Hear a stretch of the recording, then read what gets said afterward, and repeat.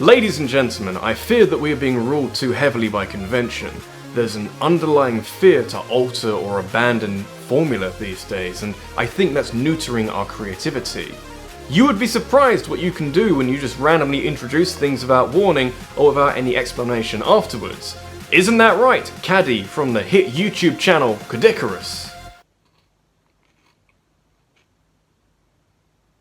What? The average video game has an ocean load of planning behind it. Unless you're stuck deep within development hell, which ultimately results in a game being squeezed out in a couple of weeks, a huge amount of effort is put into ensuring that every moving part of a game is in the right place and makes a decent amount of sense to the average onlooker. I don't want to judge and assume what people want, but generally from life you'd like things to go how you'd expect and for the surprises to be pleasant.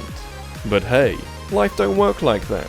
So sometimes video games randomly put a boss fight in front of you that didn't have a lot of build-up or doesn't have a lot of relevance to the story that you've been working through all this time. And there are numerous examples of games doing this and sacrificing a lot of momentum and common sense for the sake of a bit of shock value. You spend a whole game screwing around and your reward is something that doesn't matter. It kinda sucks. That's not to say that it's a lost cause though, since this boundless creativity often gives rise to some of the wackiest, most memorable, out-of-place boss fights you could ever ask for. They don't make a lot of sense even with context, but who gives a shit if what you have in front of you is fun and stupid and everything that I want in life. This is the world I want to live in, and so should you.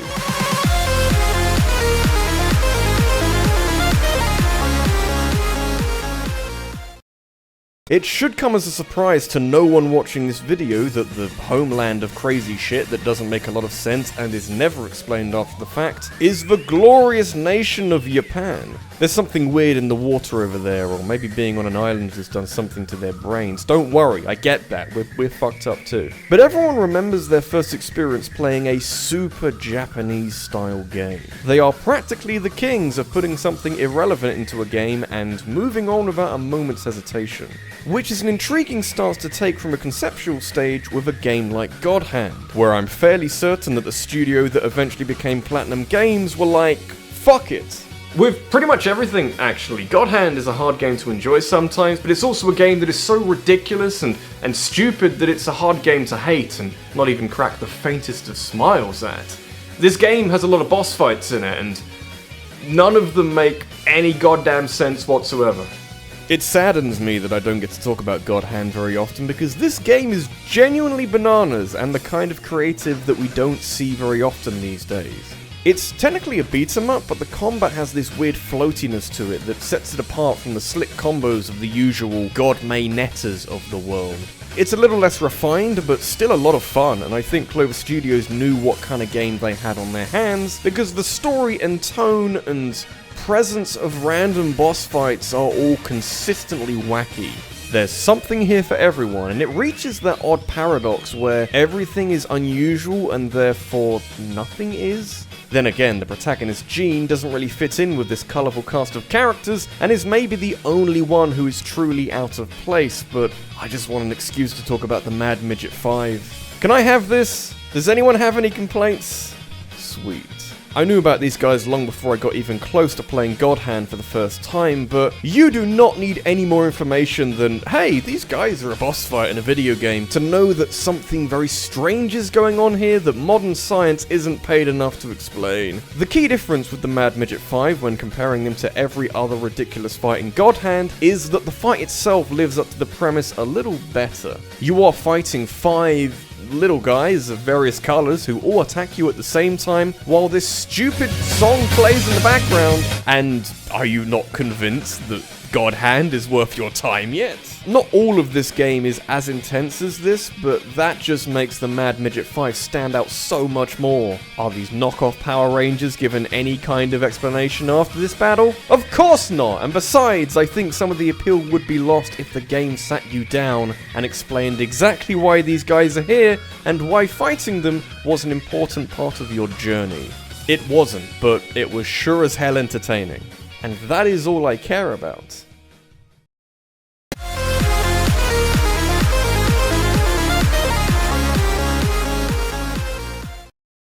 I've developed a somewhat recent appreciation for games that blend tones and styles, since it feels like we're getting more and more games that double down on one particular motif.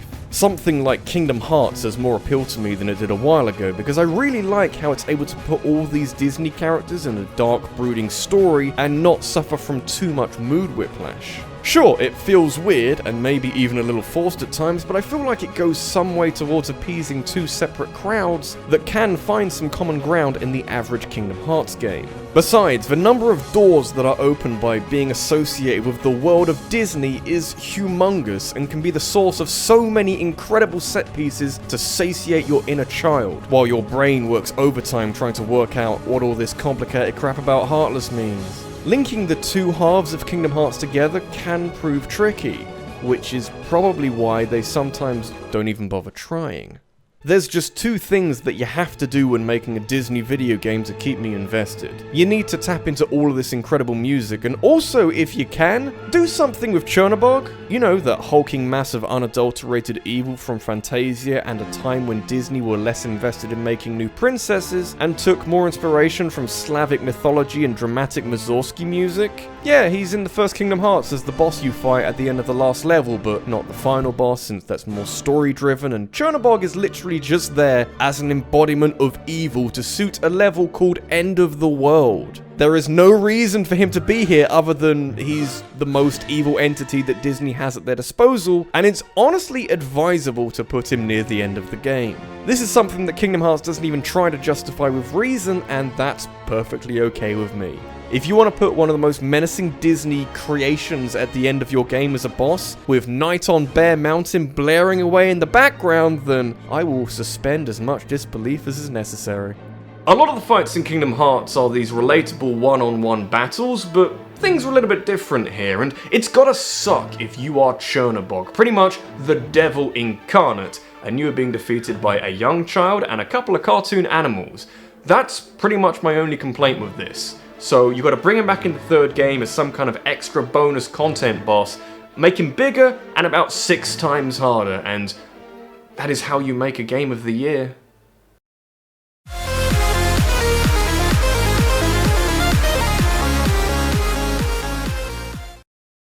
A very important factor to consider for this video is that I'm specifically looking for boss fights that don't earn much discussion within the game before or after they show up. The game is running with a certain caliber of story, and yet the boss fight that you've just dealt with wasn't foreshadowed or reflected upon afterwards in any way whatsoever, and that creates a unique scenario where you reach the other side and kind of just look around for some kind of validation that what you just spent the last 10 minutes fighting is important to this game in some way.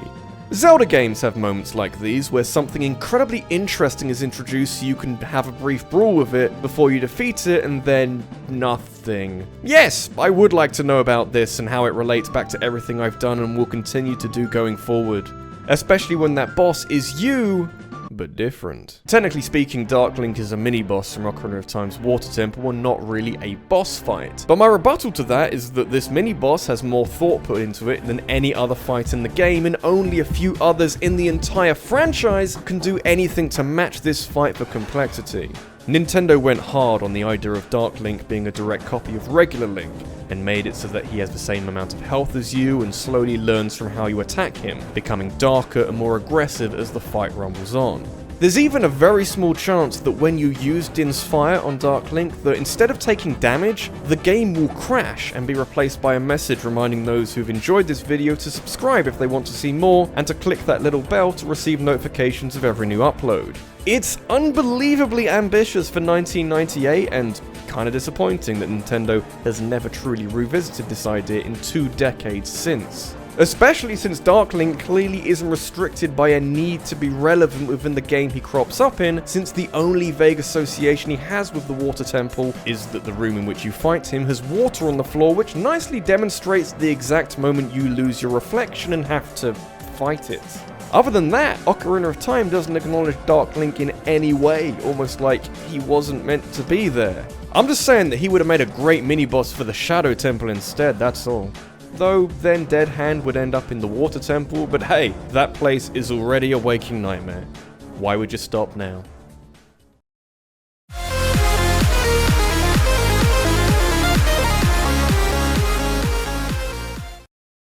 After a while, you might begin to notice that certain video games treat their boss fights with a great deal of consistency on a conceptual level. Like Dark Souls, for example, has some variety to it, but most of the bosses feel like they belong in those games, and they feel like they live in and interact with that world.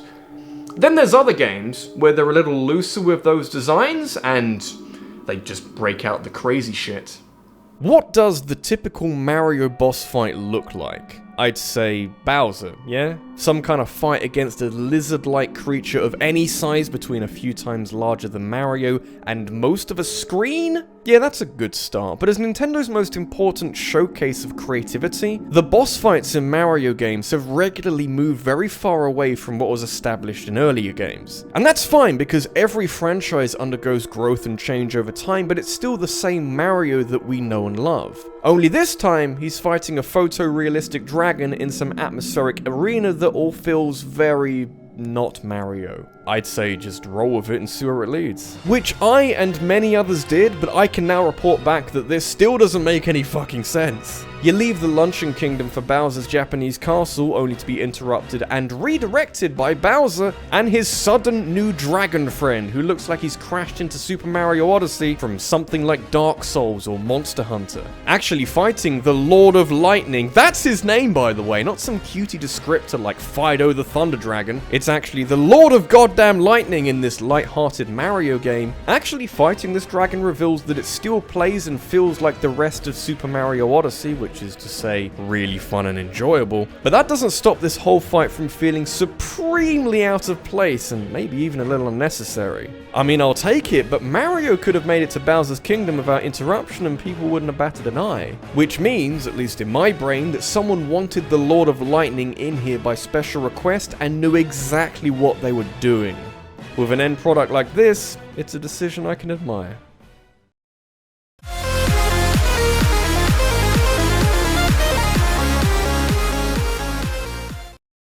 There are a multitude of different reasons why you might prefer playing older games to their modern equivalents. They could hold some nostalgic memories having played them as a child, they may appeal to you since they're so simple and don't come with the extra baggage that are attached to modern games, or maybe you're like me and you enjoy how off-the-wall crazy they are on a fairly regular basis. Gaming in the 80s and 90s was a little more experimental, and developers were far more willing to let their creative juices flow if it meant there was a chance of creating something that resonates with a large demographic. Besides, games from this time didn't have the benefit of history to look back on and observe what worked in the past. These were the pathfinders forging ahead without a ton of information to help them. That might be why we got Spider-Man in a game that wasn't about Spider-Man. The Shinobi games used to be one of Sega's most beloved franchises. Certainly one of their most important, making its debut in 1987 with main character Joe Musashi serving as Sega's mascot while ninjas was still all the rage, and before they decided to switch gears to a speedy blue hedgehog. And you can't say that Sega didn't make the most of the franchise's popularity at the time, with a further 8 games released in the 8 years that succeeded the original Shinobi, with the Revenge of Shinobi standing out as one of the absolute best side-scrollers you can play from that period. It's just a really solid, well-realized video game that does enough to distance itself from games like Ninja Gaiden that had more of a focus on platforming, mostly making everything you defeat with kunais explode. Dogs? Yeah, they were explosive for some reason, I don't know. It also has Spider-Man in it. Have I mentioned yet that it has Spider-Man in it? Because that shit's fucking crazy! Okay, so technically not Spider-Man. Here, Joe Musashi is actually fighting a shapeshifter who starts off as a Spider-Man-like character that Sega can't officially use, since they don't own the rights, before then turning into is that Batman in my ninja game? Yeah, not quite Spider-Man turns into legally not Batman in a game where you previously fought absolutely not Rambo, and, Arnie, is that you? This is the greatest game ever made. And with that, I pose to you the notion that there has never been a boss fight that has been more out of place in a game than a shapeshifter who can become knockoff versions of 2 superheroes that originate from different companies with a flagrant disregard for international copyright law. You know, you can go online to some creepy corners of the internet and play some game featuring Elsa from Frozen, but this game was made by Sega, just 2 years before they ripped market share away from Nintendo with Sonic the Goddamn Hedgehog. And why are Spider-Man and Batman bad guys? This is RabbidLuigi, and as much as I would love to tell you that Marvel and DC were perfectly okay with the likeness of their characters being in an unlicensed video game, they weren't. And DC made a special request to have Batman removed from the Revenge of Shinobi, but Marvel, bless them, gave Sega the license to Spider-Man for a separate video game, and then Sega went back to Revenge of Shinobi and changed Spider-Man's model so that it was more reflective of the actual character rather than the knockoff, and that is a beautiful thing. It doesn't, however, solve the problem of Spider-Man being in a game with ninjas. That's still very strange. This was his 4th ever video game, and it isn't even him.